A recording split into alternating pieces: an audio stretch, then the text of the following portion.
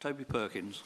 Well, thank you very much indeed, Mr Henderson. It's a great pleasure to serve under your chairmanship. I'd like to start by congratulating the honourable gentleman from East Devon for securing this debate. His is a constituency I've spent many summer holidays in over the years, so it was great to hear about these names. And this is a vitally important issue, and so I hugely welcome the opportunity for us to discuss the performance of South West Water in more detail. I think there are lessons for us to learn about the whole sector by examining this case, but there are many issues that are specific to the South West that were raised within this. And whilst this issue it had strong opinions from people across the debate, I think there were some really valuable contributions in what's been an excellent debate. The first point that the Honourable Gentleman from East Devon made that I think is worth repeating is that there are, and we know across the country, many people working for water companies who become the victims of harassment themselves.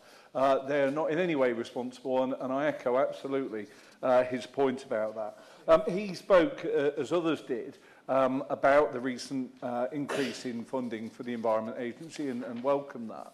But it is, absolutely context within this that the Environment Agency did get a 50% cut from 2010 to 2022.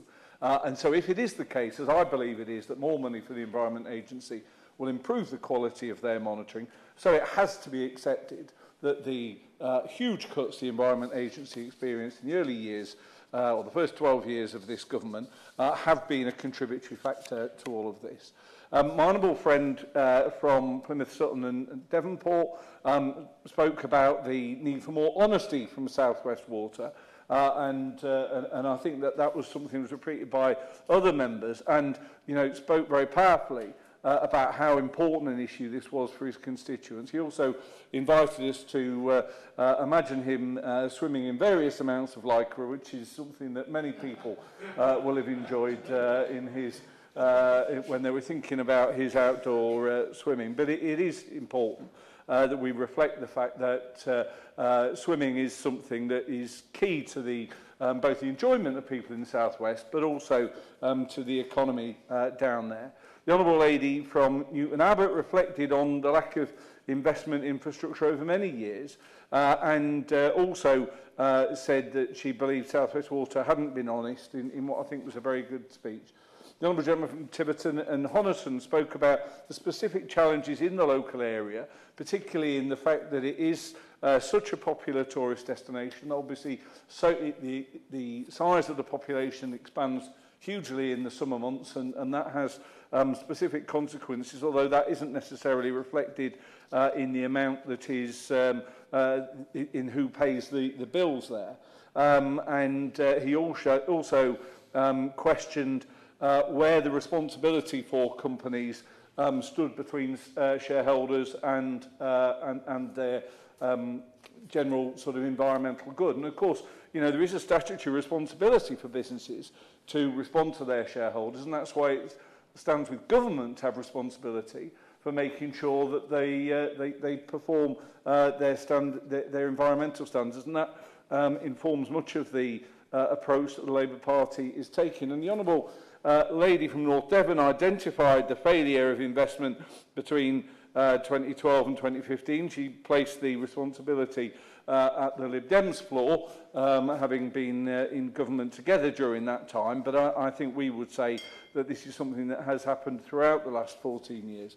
And she also took the unusual step of suggesting that the major issue that people were angry about was the performance of a local campaign group, which I have to say is a new development I wasn't expecting in this debate.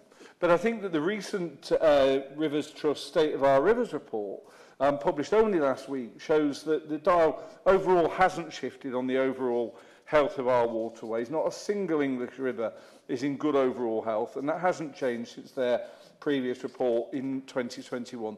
There are a multitude of factors which inform water health. 54% of rich river stretches failed because of activities attributed to the water industry, and that simply isn't good enough. Yesterday, I, along with the Honourable Member from Tiverton and Honiton, spoke at the campaign against sewage launch of their election manifesto. And it was a shame that the government wasn't able to send anyone. I know the Minister was intending to go, but it was an important coalition because this is an issue of huge importance to our constituents and particularly to the economy in the South West. And as the Honourable Gentleman from Tiverton reflected, we heard from Jo Bateman and the powerful campaign that she is fighting to get the ability to swim in clean waterways recognised as an amenity that should be available to all of us.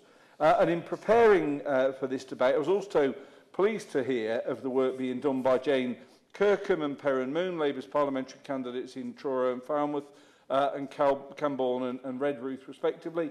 They've supported protests and started petitions that are adding to the community fight to preserve Cornwall's waterways. And Jane stressed that this discharges into Cornwall's rivers was impacting on tourism and costing millions alongside its environmental damage.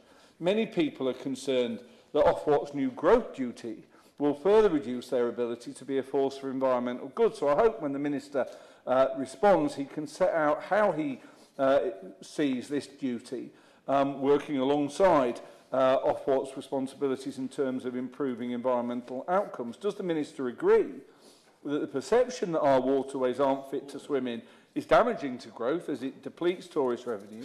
And if so, would he confirm, if he's instructed Ofwat, that their new growth duty must mean that there should be no sewage discharges liable to reduce tourist growth? Could I? It is telling. Could I stop you? I'm afraid you've run out of time. Okay. Well, thank you very much, Mr. Wilson.